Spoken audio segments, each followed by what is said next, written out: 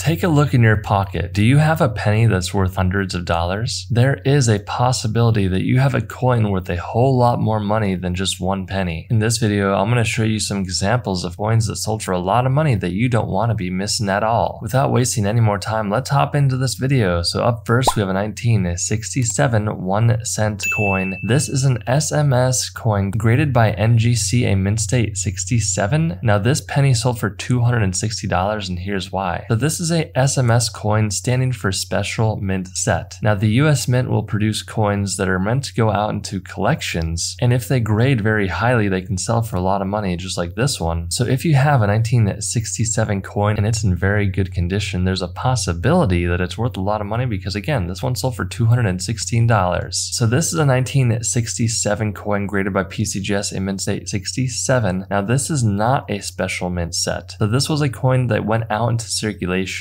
not this specific coin, but this mint run. So essentially what probably happened was during the mid 1960s, someone got a roll of pennies and they pretty much have not touched it since. You can see there are some nicks and gashes. A lot of the time that comes from the US Mint, because you have to remember that these coins are getting thrown around and shuffled and amongst other coins, causing some factory damage on the coins, which is completely normal. But guys, this coin that graded by PCGS, a mint state 67, sold for $2,350. Wait, 90% of you that watch the videos are still not subscribed. So you better subscribe right now so we can keep the lights on. Wait, no, I was kidding.